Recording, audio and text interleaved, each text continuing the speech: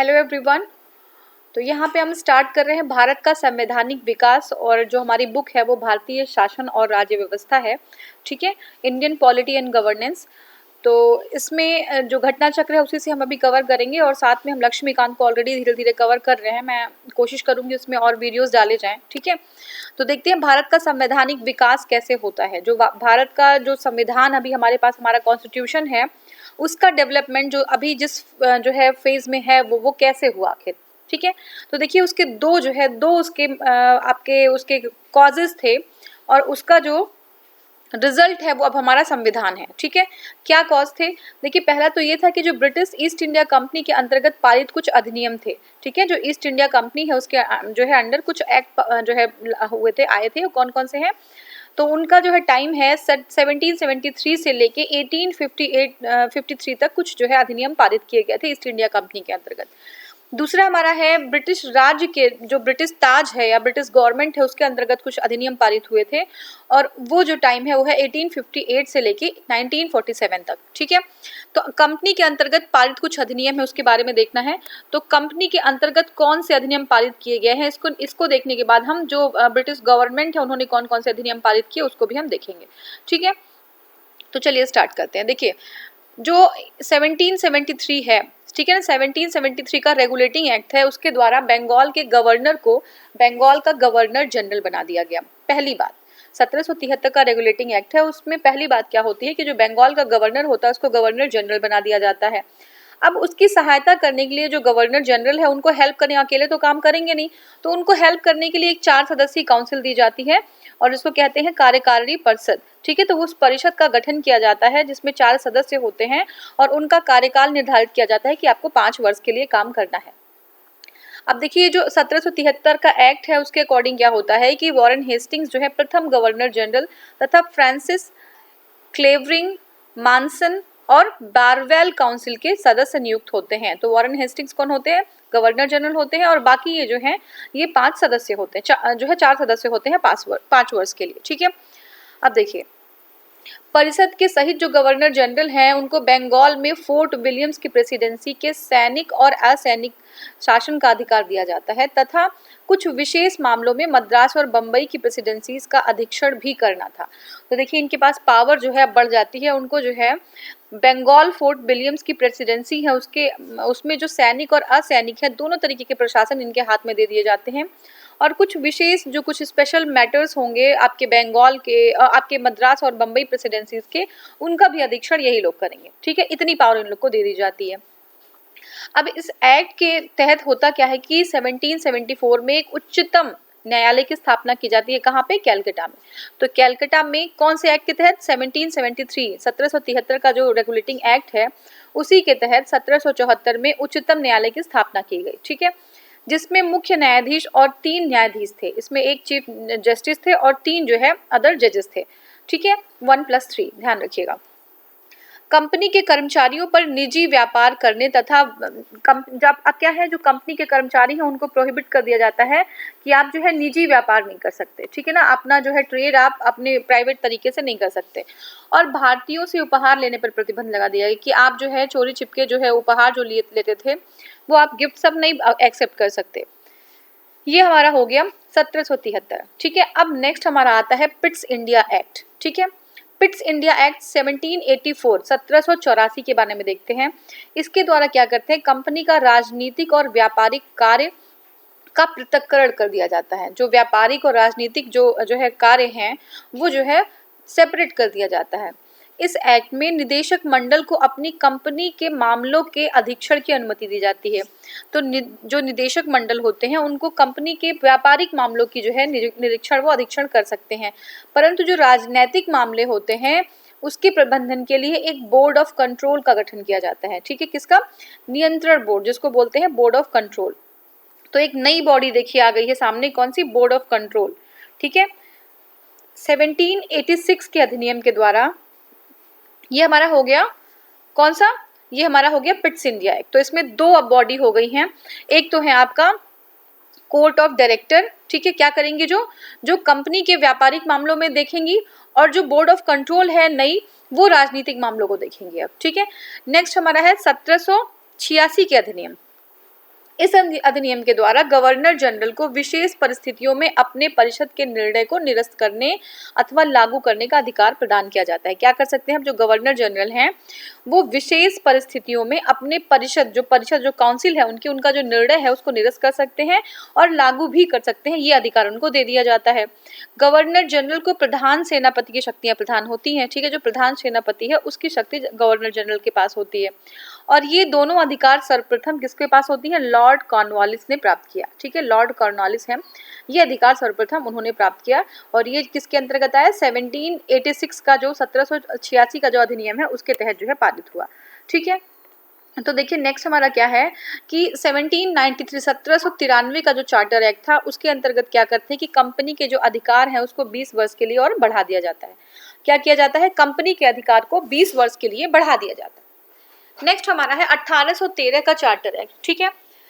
तो देखिए इंपॉर्टेंट है, 1813 का चार्टर एक्ट में क्या होता है कि पहली बार, ठीक है, फर्स्ट टाइम जो है भारतीयों की शिक्षा पर प्रति वर्ष 1 लाख रुपए खर्च करने का उपबंध किया था। कि जो पहली बार क्या है कि भारतीयों की अब शिक्षा के लिए, एजुकेशन के लिए हर साल 1 लाख रुपए खर्च करेगा।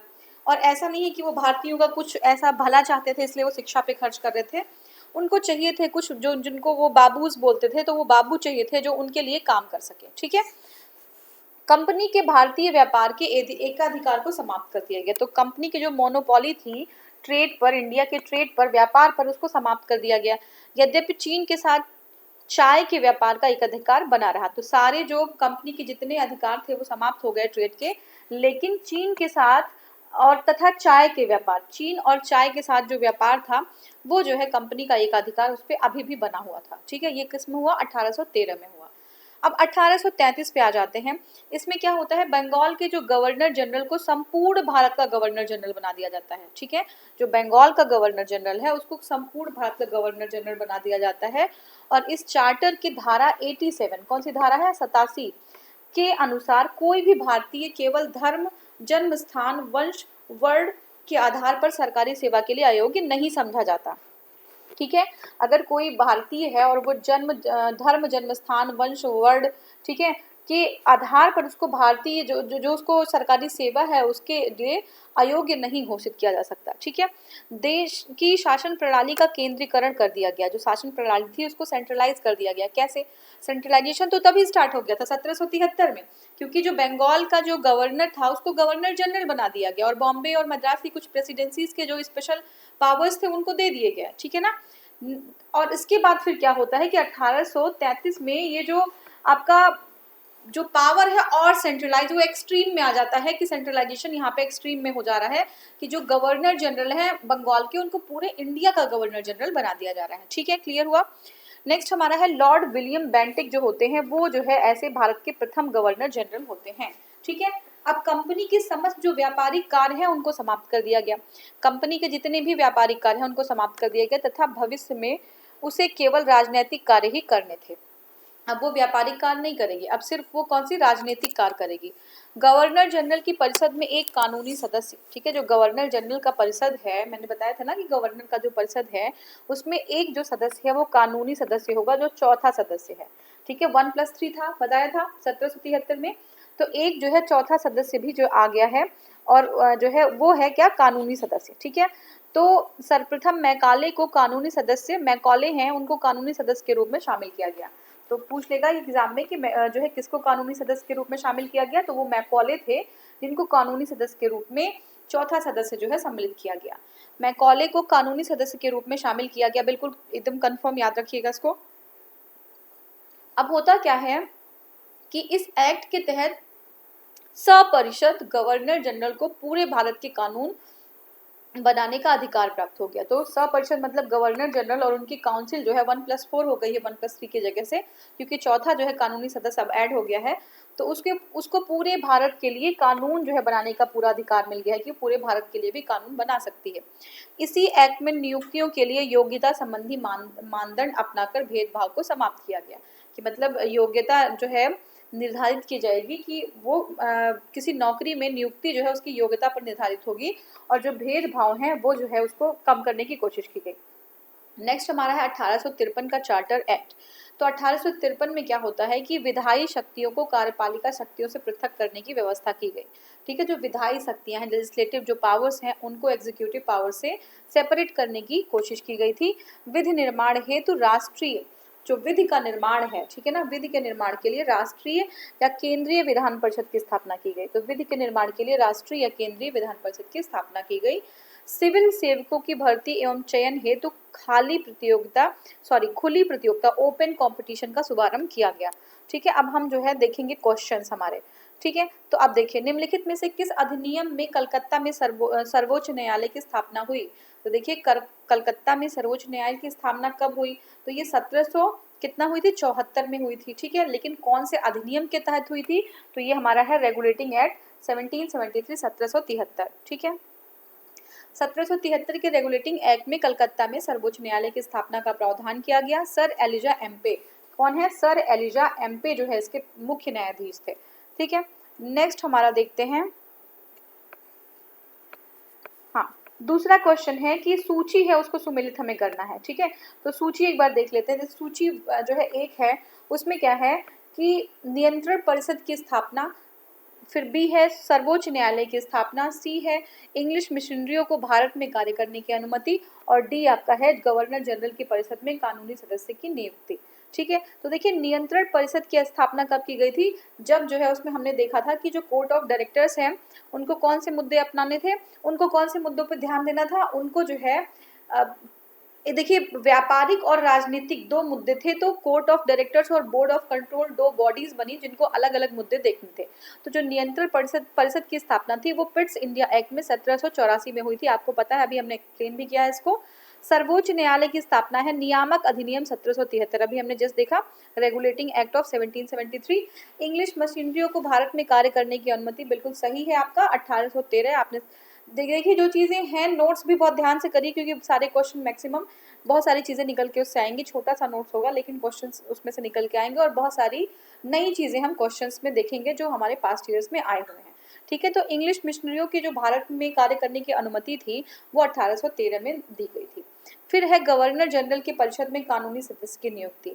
तो गवर्नर जनरल की जो परिषद होती है उसमें कानूनी जो सदस्य की नियुक्ति है वो चार्टर अधिनियम 1833 में है। ठीक है, गवर्नर जनरल के जो है उसमें कानूनी सदस्य की नियुक्ति, कौन थे कानूनी सदस्य? तो ये मैकॉले थे। ठीक है, कब हुआ था ये? 1833 में। तो ये बिल्कुल ध्यान रखिएगा। तो ये हम एक बार देख लेते हैं कि देखिए, जो रेगुलेटिंग एक्ट है 1773 का, सर्वोच्च न्यायालय सुप्रीम कोर्ट की स्थापना उसी में हुई थी।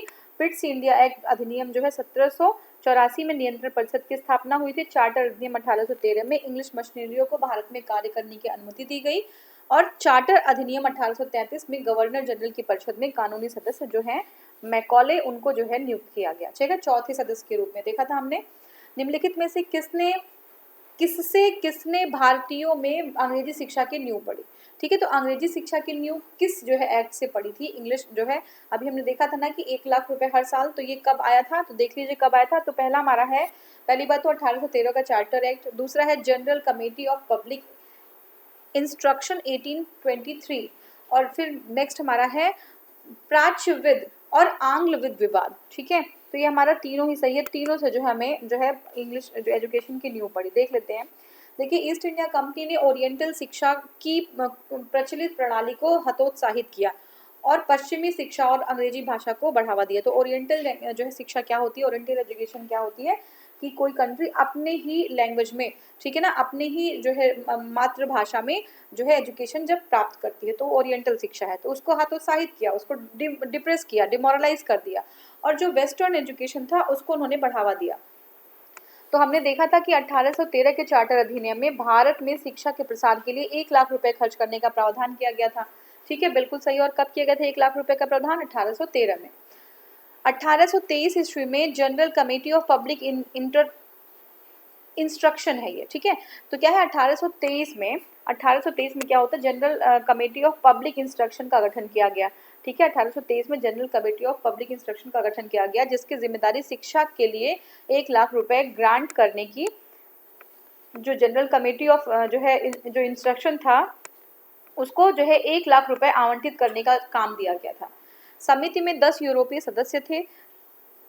उनके अध्यक्ष जो थे वो थे मैकॉले। ठीक है। इसके बाद governor general lord William Cavendish Bentinck, ठीक है ना, लॉर्ड विलियम बेंटिक बोलते हैं 1828 से 1835 ईस्वी के शासनकाल में 7 मार्च 1835 को लॉर्ड मैकाले के प्रस्ताव को स्वीकृत कर लिया और भारत में अंग्रेजी को उच्च शिक्षा के माध्यम का जो है माध्यम मान लिया कि जब हायर एजुकेशन जब होगी तो वो इंग्लिश में होगी, ये जो है एक्सेप्ट किया और यही जो है मैकाले का प्रस्ताव भी था कि उच्च शिक्षा अंग्रेजी में कराई जाए। भारत में आंग्ल या एंग्लिसिस्ट शिक्षा के समर्थकों के नेता जो थे ये कौन थे? ट्रेवेलियन। कौन थे? ट्रेवेलियन थे। तो भारत में जो एंग्लिसिस्ट या आंग्ल शिक्षा के समर्थक थे वो कौन थे? ट्रेवेलियन थे। जबकि एच टी प्रिंसेप जो ओरिएंटलिस्ट है, जो प्राच्य शिक्षा है, ओरिएंटलिस्ट एजुकेशन है, उसके समर्थकों में से थे। तो ट्रेवेलियन कौन थे? ये जो है एंग्लिसिस्ट या आंग्ल शिक्षा के समर्थक थे और एच टी प्रिंसेप जो है वो प्राच्य ओरिएंटल शिक्षा के समर्थक थे। ठीक है। नेक्स्ट क्वेश्चन है, किस अधिनियम के द्वारा ब्रिटिश संसद के चाय और चीन के साथ व्यापार को छोड़कर ईस्ट इंडिया कंपनी की भारत के साथ व्यापार का एकाधिकार समाप्त कर दिया? तो 1813 में ऐसा होता है कि चाय और चीनी को छोड़कर जो है बाकी सारे जो अधिकार होते हैं वो ईस्ट इंडिया कंपनी के ट्रेडिंग के सारे राइट्स जो है खत्म कर दिए जाते हैं। ठीक है। तो देखिए 1813 के चार्टर अधिनियम में ब्रिटिश संसद ने चाय और चीन के व्यापार के को छोड़कर ईस्ट इंडिया कंपनी में भारत के साथ व्यापारिक एकाधिकार को समाप्त कर दिया। ठीक है। 1833 के चार्टर अधिनियम द्वारा कंपनी के समस्त व्यापारिक, जितने भी कंपनी के व्यापारिक जो है कार्य हैं वो समाप्त कर दिए गए तथा भविष्य में कंपनी को केवल राजनैतिक कार्य ही करने थे। ठीक है। हाँ, तो नेक्स्ट हमारा क्वेश्चन है, चार्टर एक्ट 1813 के संबंध में निम्नलिखित कथनों पर विचार करिए।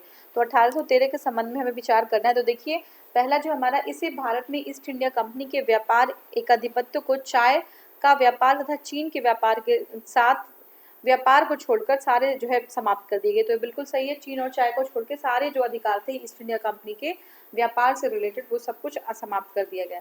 इससे कंपनी द्वारा अधिकार में लिए गए भारतीय राज्यों या क्षेत्रों पर ब्रिटिश क्राउन की संप्रभुता को दृढ़ कर दिया।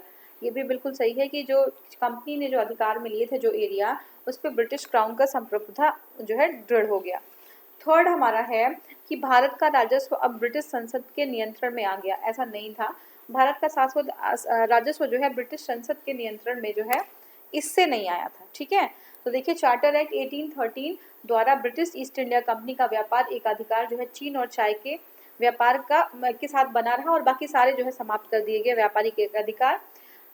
साथ ही इस एक्ट के माध्यम से कंपनी द्वारा अधिकृत भारतीय राज्य पर, जो भारतीय राज्य हैं पर क्षेत्रों पर ब्रिटिश क्राउन के संप्रभुता को दृढ़ बनाया गया। ठीक है।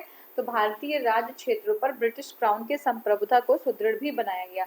इस एक्ट से हालांकि कंपनी को आगे 20 वर्षों के लिए इन क्षेत्रों का अधिकार, देखिए इसी एक्ट के माध्यम से एक चीज और हुई थी कि कंपनी द्वारा अधिकृत भारतीय जो राज्य हैं, जो क्षेत्र है, उस पर ब्रिटिश क्राउन की संप्रभुता हो जाएगी। ये बिल्कुल सही है। और इस एक्ट से हालांकि कंपनी को आगे के 20 वर्षों के लिए इस क्षेत्रों का अधिकार, जो ये क्षेत्र है उनका अधिकार, और आप देखेंगे कि राजस्व अधिकार और राजस्व सौंप दिया गया आगे 20 वर्षों के लिए। यद्यपि यह ब्रिटिश क्राउन की संप्रभुता के प्रतिकूल नहीं होना था। इस प्रश्न के अंतर्गत 1 और 2 सही है, लेकिन तीसरा हमारा सही नहीं है, क्योंकि भारत का जो राजस्व है वो 1858, भारत का जो राजस्व है 1858 के अधिनियम द्वारा ब्रिटिश के संसद के सीधे नियंत्रण में आ गया, जब ब्रिटिश कैबिनेट के अधीन सेक्रेटरी ऑफ स्टेट का पद बना। ठीक है। जब SOS का पद बना, सेक्रेटरी ऑफ स्टेट का पद बना, तब जो है भारत का राजस्व 1858 में उनके हाथ में चला गया था, क्राउन के हाथ में। ठीक है। जब 1857 का जो है विद्रोह हुआ था, फर्स्ट वॉर ऑफ इंडिपेंडेंस था वो, उसके बाद जो है ये लोगों ने ये कहा कि जो कंपनी है वो सही तरीके से जो संचालन नहीं कर पा रही है और जो भी गलतियां थी उस कंपनी की वजह से थी। अब कंपनी को हम हटा के अब हम सारी कमान अपने हाथ में ले रहे हैं, तो हम अब सब कुछ सही करेंगे। तो उस समय जो है 1858 में एक बार फिर से धोखा दिया गया और 1858 में जो राजस्व के अधिकार थे अब वो कंपनी के हाथ में से हट के क्राउन के हाथ में चले गए। ठीक है। नेक्स्ट हमारा इसी में है कि जो देखिए राजस्व प्रशासन में उसकी सहायता के लिए काउंसिल ऑफ इंडिया का गठन किया गया। तो राजस्व जो प्रशासन है उसकी सहायता के लिए काउंसिल ऑफ इंडिया का गठन किया गया था वहीं पे 1858 में। और सेक्रेटरी ऑफ स्टेट एक नया पद का गठन किया गया था, और ये क्या था, जब ब्रिटिश कैबिनेट मंत्री के अधीन ये जो है डायरेक्ट रिस्पॉन्सिबल थे ब्रिटिश कैबिनेट को। ठीक है, ब्रिटिश पार्लियामेंट को। नेक्स्ट हमारा है, किस अधिनियम में भारतवासियों को अपने देश के प्रशासन में कुछ हिस्सा लेना संभव बनाया?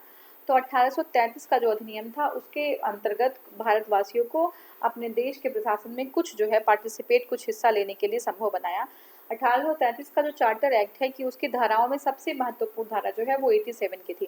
तो सबसे इंपॉर्टेंट धारा है वो कौन सी है? 87 की है, जिसमें यह कहा गया है कि किसी भी भारतीय अथवा क्राउन की देशज प्रजा को अपने धर्म, जन्म स्थान, वंशानुक्रम, वर्ण या कलर मतलब अथवा इसमें से किसी एक के कारण वश कंपनी के अधीन पद अथवा सेवा में अयोग्य नहीं माना जाएगा। तो 1833 में ही यह कहा गया था कि जो है जो प्लेस ऑफ बर्थ है, रिलीजन है और कलर है, ठीक है ना, जेंडर है, इसके आधार पर किसी भी जो है किसी भी व्यक्ति को कंपनी के अधीन सेवा के लिए अयोग्य नहीं माना जा सकता, कि अगर वो इंडियन है तो वो कंपनी में जो है कोई जो है सर्विस नहीं कर सकता। तो ये चीज़ नहीं होगी। अब कालांतर में राजनीतिक आंदोलनों में 1833 एक्ट की यह धारा प्रशासन में भागीदारी हेतु आधार बनी। तो क्या हुआ कि प्रशासन में जो इंडिया का प्रशासन है उसमें जो है पार्टिसिपेट करने के लिए एक बेस बन गया जो है 1833 का एक्ट। ठीक है, अब ये हमारा हो गया कंप्लीट। अब नेक्स्ट जो हमारा है वो है ब्रिटिश ताज के अधीन पारित अधिनियम। जो ब्रिटिश ताज है उसके अधीन पारित जो है अधिनियम क्या है वो हमें देखना है। ठीक है, देखते हैं नोट्स में। देखिए, भारत शासन अधिनियम 1858 के द्वारा भारत का शासन ब्रिटिश ताज के अधीन कर दिया गया। ठीक है, भारत शासन अधिनियम 1858 के द्वारा जो भारत का शासन था वो ब्रिटिश के अधीन कर दिया गया। मैंने अभी हम लोगों ने कंपनी की बात देखी। ठीक है, अब हम जो है क्राउन के अंडर जो है कैसे कैसे क्या क्या चीज़ें हुई, कौन से एक्ट आए और हमारा संविधान उससे कितना इन्फ्लुएंस हुआ, ये सारी चीज़ें देखेंगे। तो कंपनी में क्या हुआ कि 1858 के द्वारा भारत का जो शासन था वो ब्रिटिश जो है ताज के अधीन कर दिया गया। भारत का शासन ब्रिटिश ताज के अंडर डायरेक्ट कंट्रोल में आ गया। ठीक है, जो ब्रिटिश ताज का प्रत्यक्ष प्रतिनिधि बन गया। ठीक है ना, अब डायरेक्ट जो है कंट्रोल में आ गया। लॉर्ड कैनिन भारत के प्रथम वायसराय बने। तो अब जो है वायसराय, अब जो पहले गवर्नर था बंगाल का, फिर बंगाल का गवर्नर हुआ, जनरल हुआ और फिर इंडिया का गवर्नर जनरल हो गया। अब जो है 1858 में 1858 में उसको हम कह देते हैं वायसराय। तो लॉर्ड कैनिन जो होते हैं वो इंडिया के पहले वायसराय बन जाते हैं। इस अधिनियम के द्वारा भारत सचिव है ना, भारत के सचिव SOS बोलते हैं, उनका पद सृजन किया गया, जिसमें भारतीय प्रशासन पर पूर्ण नियंत्रण की शक्ति निहित थी। तो जो इंडियन एडमिनिस्ट्रेशन था, भारत का प्रशासन था, उसकी पूरी शक्ति जो है किसके पास निहित थी? ये जो है यही SOS जो है सेक्रेटरी ऑफ स्टेट। और उनकी सहायता करने के लिए 15 सदस्यीय गठन का जो है परिषद का गठन किया गया। तो अब आपने याद था अगर होगा तो हमने देखा था कि जो बंगाल है, बंगाल में जो गवर्नर जनरल थे उनके भी हेल्प के लिए 3 मेंबर्स का गठन किया गया था। तो 1+3 वहाँ पे थे। और फिर आगे जो है 1833 में आके 1+4 हो गए थे, क्योंकि एक नया जो न्याय जो जुडिशियल जो मेंबर था वो भी ऐड हुआ और वो थे मैकॉले। ठीक है, लेकिन अब हम 1858 में क्राउन रूल में आ जाते हैं और वहाँ पे क्या होता है कि 15 सदस्यीय परिषद का गठन कर दिया जाता है। 15 मेंबर्स जो है सदस्यीय परिषद का गठन किया जाता है। क्यों? क्योंकि नई एक पोस्ट आई है सचिव की, भारत के राज्य सचिव की, SOS सेक्रेटरी ऑफ स्टेट की। तो भाई उनको भी हेल्प करने के लिए कुछ चाहिए काउंसिल, तो यही 15 मेंबर की काउंसिल थी। तो अब देखते हैं कि भारत के भारत परिषद अधिनियम 1861 द्वारा कानून बनाने की प्रक्रिया में भारतीय प्रतिनिधियों को शामिल करने की शुरुआत हुई। और अगला जो हमारा है वो है भारत परिषद अधिनियम 1861। उसमें क्या है, कानून बनाने के लिए, लॉ मेकिंग जो है में भारतीय जो इंडियंस हैं, इंडियन जो प्रतिनिधि हैं वो जो है अब लॉ मेकिंग में क्या करेंगे, पार्टिसिपेट करेंगे। इस अधिनियम के द्वारा मद्रास और बम्बई की प्रेसिडेंसियों को पुनः जो है विधायी शक्तियां देकर विकेंद्रीकरण की प्रक्रिया शुरुआत की गई। अब देखिए बहुत ही इंपॉर्टेंट है ये, जो इस अधिनियम में जो मद्रास है और बॉम्बे प्रेसिडेंसी है उसको पुनः जो है विधायी शक्तियां देकर विकेंद्रीकरण की शुरुआत की गई। तो अभी हमने देखा था कि जो है स्टार्टिंग में 1773 में हमने जो है ज़्यादा पावरफुल जो है बना दिया था बंगाल के गवर्नर को। उनको हमने मद्रास और बॉम्बे की जो कुछ शक्तियां थी वो उनके हाथ में कर दिया था, जो बंगाल के गवर्नर जनरल थे। लेकिन वहाँ से हमने स्टार्ट किया था क्या, वहाँ से हमने स्टार्ट किया था सेंट्रलाइजेशन। और 1833 पहुँचते पहुँचते जो सेंट्रलाइजेशन था वो पीक पे आ गया था, क्योंकि अब जो है वो इंडिया का गवर्नर जनरल हो गया था। लेकिन फिर से देखिए चीज़ें अब फिर से पीछे जा रही हैं। 1861 में क्या होता है कि जो सेंट्रलाइजेशन है, अब वो जो केंद्रीकरण है वो विकेंद्रीकरण में जो है चेंज हो रहा है। कैसे मद्रास और बॉम्बे की प्रेसिडेंसी थी, उनकी जो विधायी शक्तियां हैं उनको क्या कर दिया गया, पुनः जो है विधायी शक्तियां उनको दे दिया गया, और यहाँ पे डिसेंट्रलाइजेशन की स्टार्ट हो जो है किया गया है। इसने वायसराय को आपातकाल में परिषद की संस्तुति के बिना अध्यादेश जारी करने के लिए अधिकृत किया। ठीक है, तो जो हमारा ऑर्डिनेंस मेकिंग पावर होती है किसकी, जो आपके प्रेसिडेंट की ऑर्डिनेंस मेकिंग पावर होती है, वैसे ही जो वायसराय थे, लॉर्ड कैनिंग थे उस टाइम, उनके पास एक जो है पावर आ गई कि देखिए कभी आपको ऐसी इमरजेंसी की सिचुएशन आती है तो आप जो है बिना परिषद के संस्तुति के आप अपने आप से अध्यादेश जारी कर सकते हैं, आप जो है अध्यादेश को अपने अकॉर्डिंग जारी कर सकते हैं। ठीक है, तो भारत परिषद अधिनियम 1992 की बात करते हैं, ये सब हम जो है भारत परिषद अधिनियम 1961 की बात कर रहे थे, ध्यान से समझ लीजिए, 1861 की बात कर रहे थे, और अब हम बात कर रहे हैं 1892 की, भारत परिषद अधिनियम 1892। इसके माध्यम से केंद्रीय जो परिषद है 1892 का, उसके माध्यम से केंद्रीय और जो है आपका, अच्छा ये सारा सेलेक्ट हो गया, विधान परिषद में अतिरिक्त गैर सरकारी, जो विधान परिषद है उसमें अतिरिक्त गैर सरकारी सदस्यों की संख्या बढ़ा दी गई। देखिए जो विधान परिषद है, कहाँ की विधान परिषद, देखिए यहाँ पे हमने देखा था अभी कि ये जो है, एक सेकेंड, हाँ देखिए केंद्रीय और प्रांतीय, केंद्र में और प्रांत में, मतलब सेंटर पे और जो है आपके प्रांत लेवल पे, दोनों ही लेवल पे क्या होता है कि जो विधान परिषद हैं में अतिरिक्त गैर संबंध, विधान परिषद में जो गैर सरकारी नॉन ऑफिशियल मेंबर्स हैं उनकी संख्या बढ़ा दी गई, लेकिन जो ऑफिशियल मेंबर्स हैं उनकी संख्या नहीं बढ़ाई घटाई, उनकी संख्या वही रहती है जो थी। ठीक है, तो non official members excuse me,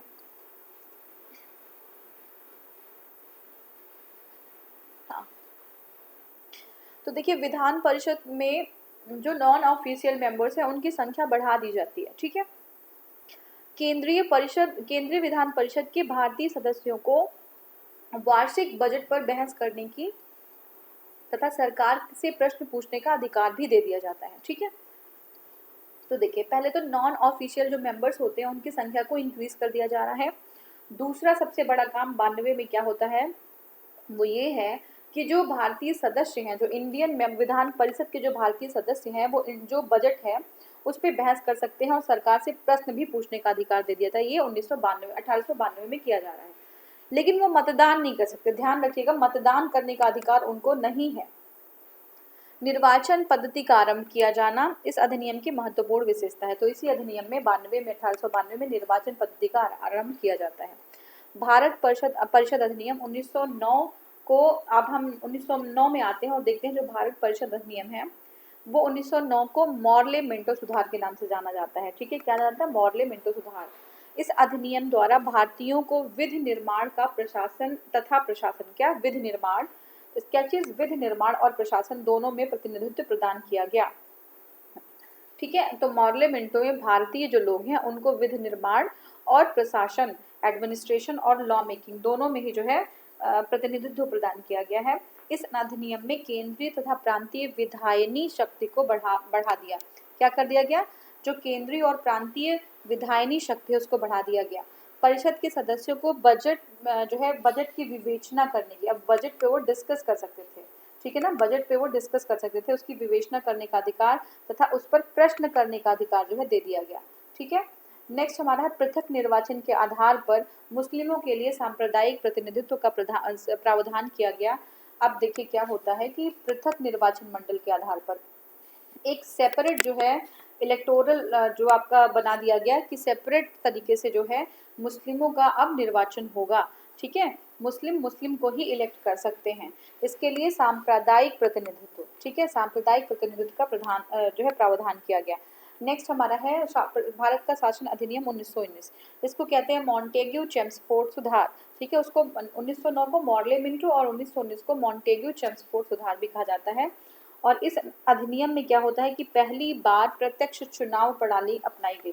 तो 1919 में पहली बार जो है प्रत्यक्ष चुनाव प्रणाली अपनाई गई, सांप्रदायिक आधार पर निर्वाचन प्रणाली का विस्तार करते हुए जो है आपका कम्युनल बेस पे जो निर्वाचन है, इलेक्टोरल जो आपका प्रणाली था उसका विस्तार करते हुए पहले तो सिर्फ 1909 में मुस्लिमों के लिए था, लेकिन अब 1919 में जो कम्युनल रिप्रेजेंटेशन है वो और बढ़ा दिया जाता है, वो सिख, ईसाई, आंग्ल भारतीय, यूरोपीय सबके ऊपर लागू कर दिया जाता है। इस अधिनियम द्वारा पहली बार केंद्र में द्विसदनीय व्यवस्था की जाती है। तो 1919 में पहली बार जो है केंद्र में, कहाँ पे, याद रखिएगा, केंद्र में द्विसदन जो है किया जाता है, लोअर और अपर। इस अधिनियम द्वारा सभी विषयों को केंद्र तथा प्रांतों में बांट दिया जाता है। तो जो है सब्जेक्ट्स का जो है डिवीजन कर दिया जाता है कि केंद्र कौन से सब्जेक्ट से जो है डील करेगी, और जो है राज्य में, प्रांतों में कौन सा सब्जेक्ट होगा। द्विसदनीय केंद्रीय मंत्रिमंडल समस्त ब्रिटिश भारत के लिए कानून बना सकती थी। ठीक है, अब जो है पूरे भारत के लिए, ब्रिटिश भारत के लिए वो कानून बना सकती थी। इस अधिनियम के तहत प्रांतों में द्वैध शासन लागू किया गया। और अब प्रांतों में कौन सा शासन आ गया, द्वैध शासन आ गया, इंपॉर्टेंट है। ठीक है, प्रांतों में जो है क्या आ जाता है, द्वैध शासन होता है 1919 के अधिनियम द्वारा। प्रांतीय विषयों को दो भागों में, द्वैध शासन मतलब समझ लीजिए क्या होता है, दो भागों में विभाजित कर देना। जैसे एक होता है हस्तांतरित और एक होता है आरक्षित।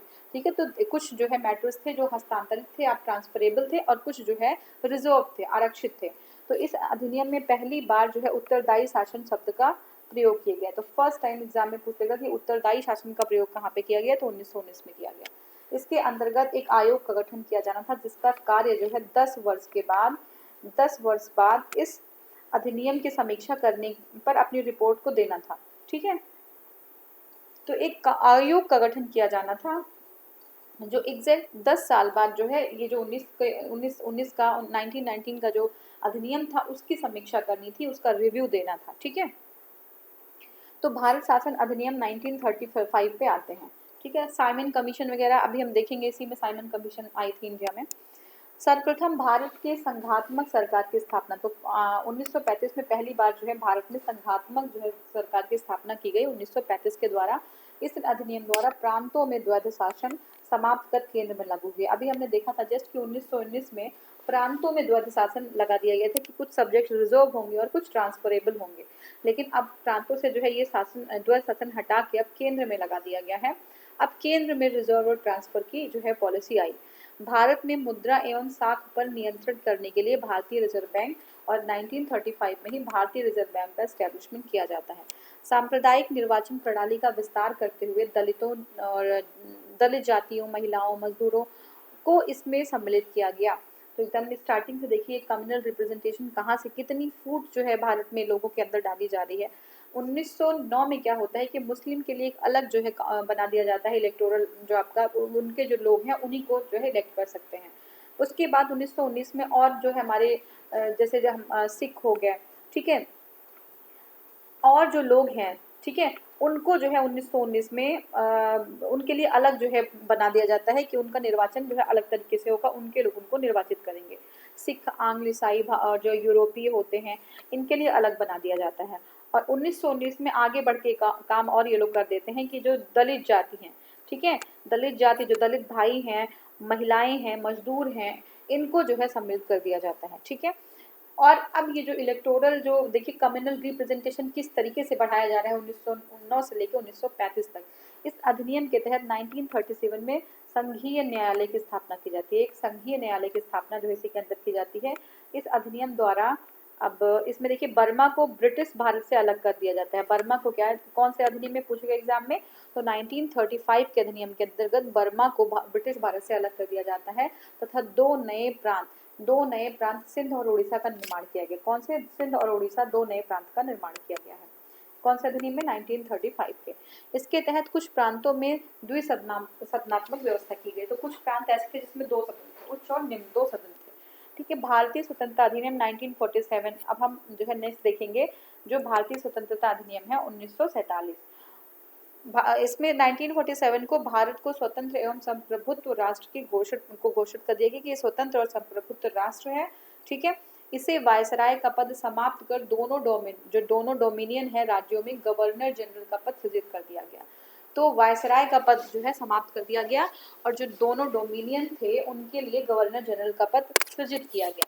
इसके अंतर्गत शाही उपाधि से भारत का सम्राट शब्द समाप्त कर दिया गया। तो शाही जो उपाधि थी कि भारत का सम्राट, वो शब्द जो है खत्म कर दिया गया। और ये 1947 के बारे में हम देख रहे थे। और अब हम क्वेश्चन को सॉल्व करेंगे। ठीक है, क्वेश्चन को सॉल्व करेंगे, देखते हैं। तो देखिए फर्स्ट जो हमारा क्वेश्चन है वो है निम्नलिखित में से किस अधिनियम के अंतर्गत भारतीय जो विधान परिषद पर बजट पर बहस करने की शक्ति प्रदान हुई। तो बजट पर बहस करने की शक्ति कब प्रदान हुई थी? तो 1992 में। ठीक है, क्लियरली हमने अभी देखा था कि 1892 में 1800 सॉरी बार बार 1900 में बोल रही हूँ, ये आपका है 1892। तो भारतीय परिषद अधिनियम 1892 में जो है बजट पर बहस करने की शक्ति प्रदान हुई थी। तो देखिए 1892 के जो भारतीय परिषद अधिनियम में विधानसभा के कार्यों में वृद्धि की विधानसभा जो है विधान परिषद के कार्यों में वृद्धि की विधान परिषद का गठन किया गया था और इसके कार्यों में वृद्धि कर दी गई। इस जो है इसी तहत पे बहस करने का प्रावधान किया गया कि बजट पे आप बहस कर सकते हैं और मतदान का अधिकार नहीं था इसमें। ठीक है, इसमें मतदान का अधिकार नहीं था, बस आपको जो है बजट है आपका उस पर आप डिस्कस कर सकते हैं। इस नियम के अंतर्गत कार्यपालिका से प्रश्न पूछने की अनुमति दी गई। जो कार्यपालिका है, एग्जीक्यूटिव है, उससे क्वेश्चन भी किया जा सकता था। ठीक है, तो ये हमारा हो गया। नेक्स्ट क्वेश्चन है ब्रिटिश भारत में सांप्रदायिक प्रतिनिधित्व की व्याख्या निम्नलिखित में से किस अधिनियम द्वारा की गई है? तो पहली बार जो है सांप्रदायिक अधिनियम जो होता आता है वो 1919 का जो है कौन सा है? मॉडले मिंटो सुधार है ना, मॉडले मिंटो रिफॉर्म जो आता है उसमें जो है मुस्लिम के लिए एक अलग निर्वाचन मंडल की व्यवस्था की जाती है। तो वो जो है ये है हमारा आंसर। देख लेते हैं भारतीय परिषद अधिनियम 1909 में मॉडले मिंटो रिफॉर्म 1909 भारतीय ब्रिटिश भारत जो है द्वारा ब्रिटिश भारत में सांप्रदायिक प्रतिनिधित्व का जो है व्यवस्था किया गया 1909 के द्वारा। इसके अंतर्गत क्या किया जा गया है कि जो मुसलमान हैं उनके लिए पृथक निर्वाचन मंडल की स्थापना की गई। ठीक है, उसका प्रावधान कर दिया गया। नेक्स्ट क्वेश्चन है निम्नलिखित में से किस एक अधिनियम द्वारा भारत में संघीय न्यायालय की स्थापना की गई? तो जो है संघीय न्यायालय देखिए हमारा 1935 में किया गया था। तो देखिए इसमें ऑप्शन हमारा है 1861, 1909 और 1919, ये सारे गलत हैं, तो इसमें से कोई भी नहीं होगा। तो देख लेते हैं भारत में संघीय न्यायालय की स्थापना 1 अक्टूबर 1935 को भारत सरकार अधिनियम 1935 के अंतर्गत की गई थी। इसके जो प्रथम मुख्य न्यायाधीश हैं वो सर मॉरिस गुएर थे। कौन है प्रथम न्यायाधीश? Sir Maurice Gwyer. ठीक है,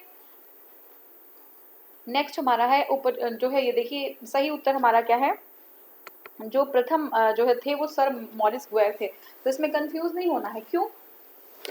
क्योंकि हमने देखा था कि 1773 में जो कोर्ट की एस्टेब्लिशमेंट होती है कलकत्ता में, तो वहाँ पे जो थे वो थे एलिजा थे। और जब संघीय न्यायालय की स्थापना होती है 1935 के अंतर्गत, तो यहाँ पे जो मुख्य न्यायाधीश होते हैं वो सर मॉरिस गुएर होते हैं। ठीक है, तो ये हो गया। नेक्स्ट क्वेश्चन देख लेते हैं। हाँ, तो देखिए इसमें है भारत का संघीय न्यायालय निम्नलिखित में से किस वर्ष स्थापित हुआ था? तो 1935 के अंतर्गत 1937 में जो एक्ट है 1935 का, उसके अंतर्गत 1937 में जो है स्थापित हुआ था। ठीक है, नेक्स्ट हमारा है केंद्र में द्वैध शासन किस अधिनियम के अंतर्गत स्थापित किया गया? तो जो सेंटर है, सेंटर में द्वैध शासन है, डुअल गवर्नमेंट, किस अधिनियम के अंतर्गत स्थापित किया गया था? तो आपका है भारत सरकार अधिनियम 1935। ठीक है, डुअल गवर्नमेंट भारत सरकार अधिनियम 1935 के अंतर्गत स्थापित किया गया था। ठीक है, तो भारत सरकार अधिनियम 1935 के अंतर्गत केंद्र में द्वैध शासन जो है स्थापित किया गया। एक अखिल भारतीय संघ, ठीक है, एक अखिल भारतीय संघ की स्थापना की गई और तथा प्रांतों में द्वैध शासन व्यवस्था, जो प्रांत हैं वहाँ पे द्वैध शासन व्यवस्था को समाप्त कर दिया गया। हमने देखा था कि अगर एग्जाम में आया कि प्रांतों में द्वैध शासन कौन सा अधिनियम लाया था, तो जो है वो आपका था द्वैध शासन का 1919। ठीक है, और 1919 के बाद 1935 में जो प्रांतों में द्वैध शासन था उसको खत्म करके केंद्र में द्वैध शासन की स्थापना कर दी गई। द्वैध शासन क्या होता है? रिजर्व और क्या है? ट्रांसफर्ड जो आपके सब्जेक्ट्स होते हैं। ठीक है, तो केंद्र में जो है द्वैध शासन के तहत संघीय विषयों पर दो भागों में विभाजित किया गया। एक तो है आपके आरक्षित और दूसरे हैं आपके हस्तांतरित या ट्रांसपोर्ट सब्जेक्ट। नेक्स्ट हमारा है निम्नलिखित में से किस अधिनियम में केंद्र में द्वैध शासन की स्थापना की गई? तो ये देखिए प्रांतों से हटाकर केंद्र में द्वैध शासन की स्थापना 1935 में की गई थी, हमने ऑलरेडी देख लिया है। देखिए नेक्स्ट हमारा है 1919 में भारत शासन अधिनियम की निम्नलिखित में से कौन सी प्रमुख विशेषताएं और यह विशेषता है? तो पहला जो हमारा है प्रांतों की कार्यकारिणी सरकार में द्वैध शासन की व्यवस्था। तो देखिए 1919 की बात कर रहे हैं, तो प्रांतों में बिल्कुल सही है कि प्रांतों में हमने द्वैध शासन जो है की व्यवस्था इसी के अंतर्गत की थी। और सेकंड हमारा है मुसलमानों के लिए पृथक सांप्रदायिक निर्वाचन मंडल की स्थापना। तो नहीं, ऐसा नहीं है, ये तो 1919 में कर दिया गया था ना, प्रांतों में जो है ये 1919 में कर दिया गया था, ठीक है, तो ये गलत हो गया दूसरा। ठीक है, नेक्स्ट हमारा है केंद्र द्वारा प्रांतों को विधायी शक्ति का हस्तांतरण। जो केंद्र है उसके द्वारा प्रांत जो है उसको विधायी शक्ति का हस्तांतरण किया गया। ठीक है, तो ये जो है हमारा सही है, केंद्रों द्वारा जो है प्रांतों को विधायनी जो शक्तियां थी उसको हस्तांतरित किया गया था 1919 में। ठीक है, तो ये है आपका फर्स्ट और थर्ड सही है। तो ये जो हमारा नेक्स्ट क्वेश्चन देखते हैं क्या है, एक्सप्लेनेशन इसका देख लेते हैं एक बार। देखिए, भारत शासन अधिनियम, जो भारत का शासन अधिनियम है 1919 ब्रिटिश संसद द्वारा पारित अधिनियम था। ठीक है, जो 1919 का अधिनियम था वो ब्रिटिश संसद के द्वारा एक पारित अधिनियम था। इसका उद्देश्य भारतीय शासन में भारतीयों की भागीदारी, क्या उद्देश्य था, भारतीय शासन में जो इंडियंस हैं उनकी भागीदारी को बढ़ाना था।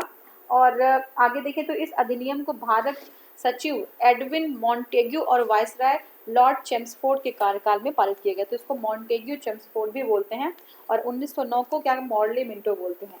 ठीक है, इसमें जो है डुअल गवर्नमेंट, द्वैध शासन की स्थापना की गई। क्या, द्वैध शासन की स्थापना की गई है। इसमें प्रत्येक राज्य में राज्य के प्रशासन को दो श्रेणियों में बांटा गया है, एक तो है आरक्षित और दूसरा आपका है हस्तांतरित। साथ में ही जो क्या किया गया, केंद्र और प्रांतों में शक्तियों के विभाजन के लिए अनुसूची में विषयों को विभाजित किया गया है। ठीक है ना, केंद्र और जो है प्रांत के जो आपके सब्जेक्ट्स थे उसको डिवाइड कर दिया गया। जहां तक मुसलमानों के लिए पृथक संप्रदाय निर्वाचन की बात है तो वो 1919 में मॉर्ले मिंटो में कर दिया गया था। 1919 का जो अधिनियम है इसमें यह व्यवस्था न केवल जारी रहा, किसका, जो आपका पृथक सांप्रदायिक निर्वाचन की बात है, इसमें जारी नहीं रहा बल्कि इसको बहुत ज़्यादा बढ़ा दिया गया। सिखों के लिए, यूरोपियों के लिए, भारतीय ईसाइयों के लिए, एंग्लो इंडियंस के लिए भी इसको बढ़ा दिया गया। ठीक है, नेक्स्ट क्वेश्चन हमारा है वो है भारतीय विधान पालिका। ठीक है, भारतीय विधान पालिका प्रथम बार द्विसदनीय बनाई गई। तो ये 1919 में प्रथम बार द्विसदनीय बनाई गई। याद रखिएगा, द्विसदनीय प्रथम बार 1919 में बनाई गई। तो 1919 की भारत सरकार अधिनियम द्वारा केंद्र में द्विसदनीय, ठीक है, केंद्र में जो है द्विसदनीय नगर जो है विधान पालिका की स्थापना की गई। ऊपरी सदन को काउंसिल ऑफ स्टेट या राज्य परिषद, ऊपरी सदन जो है उसको काउंसिल ऑफ स्टेट या राज्य परिषद कहा गया, जो 5 वर्ष के लिए होता था और उसके 60 सदस्य होते थे। ठीक है, और अधिकतम 20 सदस्य जो है सरकारी हो सकते थे। मैक्सिमम जो 20 सदस्य हैं वो सरकारी हो सकते थे। जो निचला सदन था उसको क्या बोलते थे, केंद्रीय, सेंट्रल लेजिस्लेटिव असेंबली। ठीक है, जिसमें 3 वर्ष के लिए होता था।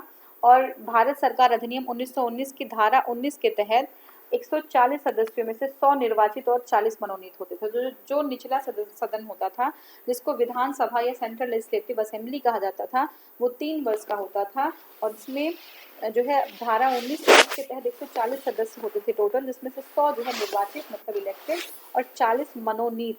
ठीक है, 40 जो है मनोनीत होते थे। नेक्स्ट देखते हैं, केंद्र में कौन सा एक्ट द्विसदनीय विधायिका, केंद्र में कौन सा जो है एक्ट है वो द्विसदनीय विधायिका लाता है। तो देखिए आपका 1919 है, केंद्र में 1919 जो है द्विसदनीय विधायिका जो है लेके आ रहा है। अब देखिए, राष्ट्रपति की अध्यादेश को निर्गत करने की शक्ति कहाँ है, तो राष्ट्रपति जो है अध्यादेश निर्गत कर सकता है एक्ट 1935। ठीक है, 1935 में राष्ट्र जो है राष्ट्रपति अध्यादेश को अध्यादेश निर्गत करने की जो है शक्ति प्रदान की गई। ठीक है, हाँ, जस्ट अ सेकेंड।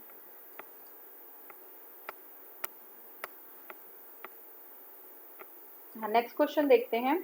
देखिए, यद्यपि ब्रिटिश भारत में गवर्नर जनरल को 1861 में भारत परिषद अधिनियम से ही जो है विधान परिषद की अनुमति के बिना अध्यादेश जारी करने की शक्ति। अभी देखिए, इसमें कंफ्यूज मत होइएगा, ये जो है माइंड में आ जाता है कभी कभी कि 1861 में भी तो ये जो है प्रावधान किया गया था कि जो बिना विधान परिषद की अनुमति के अध्यादेश जारी कर सकते हैं, लेकिन वो किसके लिए था, वो गवर्नर जनरल के लिए था। यहाँ पे हम बात कर रहे हैं राष्ट्रपति की, तो राष्ट्रपति को अध्यादेश जारी करने की जो शक्ति प्रदान हुई वो अनुच्छेद 123 भारत सरकार अधिनियम की धारा 42 और 43 से प्रेरित है। अभी प्रेजेंट में जो 123 है उसमें हमारे राष्ट्रपति अध्यादेश जारी कर सकते हैं। तो ये जो है 1935 की जो धारा 42 और 43 से प्रेरित है।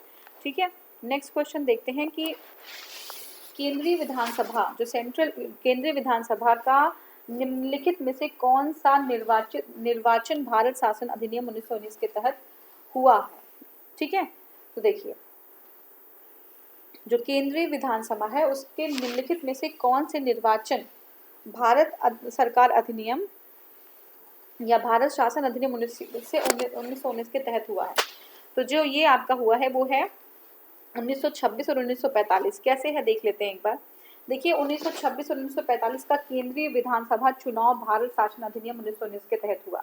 तो 1926 और 1945 का जो केंद्रीय विधानसभा चुनाव था, वो भारत शासन अधिनियम 1919 के अंतर्गत हुआ।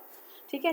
अब नेक्स्ट हमारा है, निम्नलिखित में से किस अधिनियम द्वारा जो संवैधानिक निरंकुशता है, संवैधानिक निरंकुशता का सिद्धांत प्रवृत्त किया गया? संवैधानिक निरंकुशता का सिद्धांत कहाँ से जो है वो किया गया? वो आपका है 1935 भारत सरकार अधिनियम। तो 1935 भारत सरकार अधिनियम के द्वारा संवैधानिक निरंकुशता का सिद्धांत जो है ये प्रवृत्त किया गया।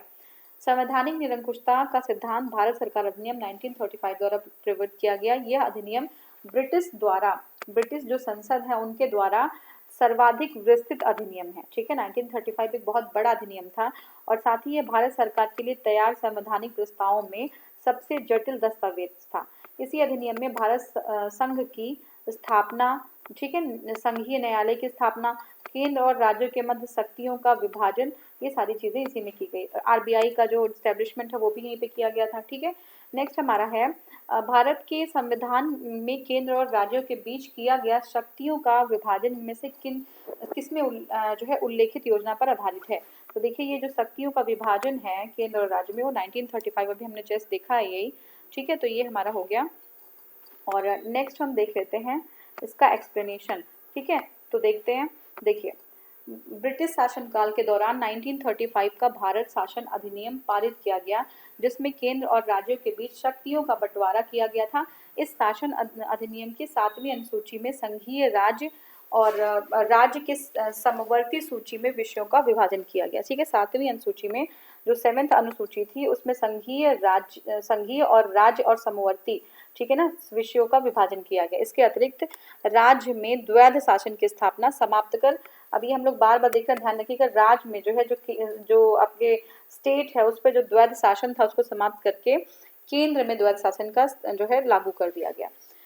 इसमें एक अखिल भारतीय महासंघ स्थापित करने का प्रावधान किया गया। अखिल भारतीय महासंघ स्थापित करने का प्लान किया गया।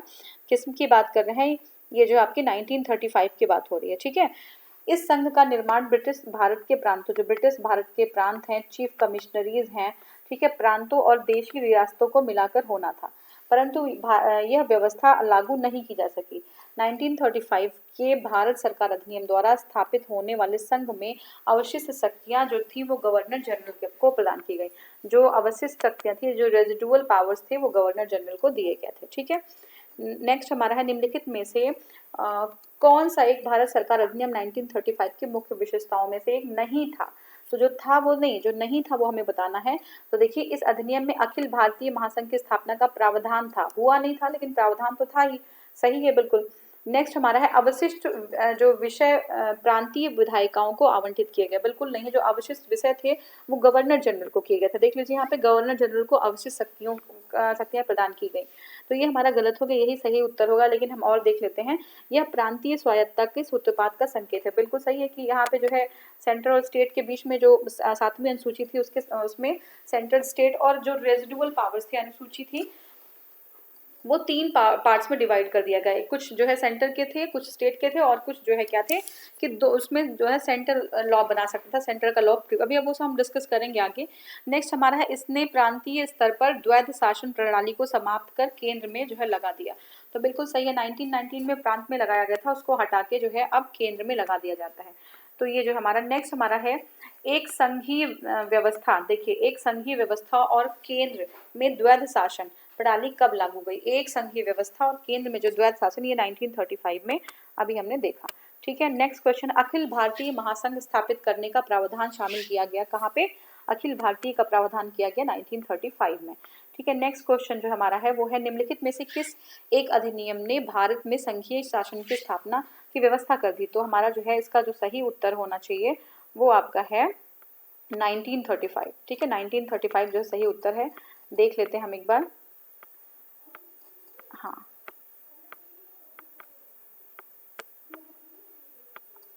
ठीक है, तो ये 1935 जो है इसका सही जो होगा उत्तर। और नेक्स्ट हमारा है जो इसमें लास्ट जो क्वेश्चन है, अच्छा इसमें देखिए इधर हमें करना है इसको, हाँ 1935 सही उत्तर है। और नेक्स्ट है 1935, देखिए यहाँ पे 1935 के अधिनियम द्वारा स्थापित संघ में अवशेष शक्तियाँ किसको दी गई, तो ये गवर्नर जनरल को, जो रेजिडुअल पावर्स थे वो गवर्नर जनरल को दिए गए थे। ठीक है, नेक्स्ट क्वेश्चन देखते हैं, निम्नलिखित में से कौन एक जो है भारत शासन अधिनियम 1935 में स्वीकार किया हुआ और महत्वपूर्ण और स्थायी अवयव नहीं है, कौन सा जो है 35 के अंतर्गत नहीं है, तो देख लेते हैं। देश के लिए लिखित संविधान ये है, देखिए देश के लिए लिखित संविधान का प्रावधान नहीं था उसमें। नेक्स्ट हमारा है ये, यही सही है, सही उत्तर ए होगा हमारा 35 के लिए। और बी जो है वो विधान मंडल के लिए निर्वाचित और जवाबदेह प्रतिनिधि, ठीक है ये बिल्कुल सही है, जो विधान मंडल है उसके लिए निर्वाचित और जवाबदेह प्रतिनिधि, ये सही है। एक संघ की योजना पर विचार, ये भी सही है। और विधान मंडल के लिए सरकारी सदस्यों का जो नॉमिनेशन किया जाना था, ये बिल्कुल ये भी सही है। ठीक है, तो नेक्स्ट देखते हैं, भारत शासन अधिनियम 1935 में देश के लिए लिखित संविधान का उल्लेख नहीं है। ठीक है, भारत के लिए संविधान का सर्वप्रथम जो उल्लेख है वो क्रिप्स मिशन में किया गया। तो अगर हम एग्जाम में आता है कि संविधान का जो सर्वप्रथम उल्लेख है, लिखित संविधान की बात कर रहा है, तो ये क्रिप्स मिशन में किया गया। अन्य तीनों विकल्प भारत शासन अधिनियम 1935 में समाहित थे। नेक्स्ट हमारा है जो है 1935 का गवर्नमेंट ऑफ इंडिया एक्ट क्यों महत्वपूर्ण है, तो गवर्नमेंट ऑफ इंडिया एक्ट है यह भारतीय संविधान का प्रमुख क्या है, स्रोत है। ठीक है, तो गवर्नमेंट ऑफ इंडिया एक्ट ये जो हमारा क्या है, भारतीय संविधान का एक प्रमुख स्रोत है, इसलिए ये महत्वपूर्ण है। ठीक है, भारत देख लेते एक्सप्लेनेशन, देखिए भारत का वर्तमान संवैधानिक जो ढांचा है वो बहुत कुछ 1935 पर आधारित है। कौन कौन से, जैसे संघात्मक सरकार की स्थापना, ठीक है संघात्मक, और उसके बाद फिर क्या है, केंद्र और में द्वैध शासन की स्थापना। ठीक है, नेक्स्ट हमारा है प्रांतों में द्वैध शासन की स्थापना, स्थान पर स्वायत्त शासन की स्थापना। फिर है द्विसदनीय केंद्रीय मंत्रिमंडल। ठीक है, फिर है प्रांतीय शासन की स्थापना, फिर प्रांतीय विधानमंडल, केंद्र और प्रांतों में शक्तियों का विभाजन। ठीक है, फेडरल न्यायालय की स्थापना। तो ये सारी चीजें हमने 35 से ही ली हैं। ठीक है, नेक्स्ट हमारा है नेक्स्ट क्वेश्चन और लास्ट क्वेश्चन है इस चैप्टर का, वो है निम्नलिखित अधिनियमों में से किस अधिनियम के फलस्वरूप वर्मा भारत से अलग हुआ, तो 35 से जो है वर्मा, अभी हमने एक्सप्लेन भी किया था, तो 35 से अलग हुआ। एक बार एक्सप्लेनेशन और थोड़ा सा देख लेते हैं। गवर्नमेंट ऑफ इंडिया एक्ट 1935 के प्रावधानों के अनुरूप वर्ष 1937 में वर्मा जो है भारत से अलग जो है हो गया था। ठीक है, तो ये जो है हमारा सही उत्तर है। और नेक्स्ट हमारा जो चैप्टर होगा वो है संविधान सभा और संविधान की निर्माण प्रक्रिया। ठीक है, तो thank you so much for watching, thank you. अगर आपको जो है वीडियो आपके लिए हेल्पफुल है और आपको अच्छा लग रहा है तो आप इसको चैनल को सब्सक्राइब करिए, शेयर करिए और लाइक करिए। ठीक है, थैंक यू सो मच।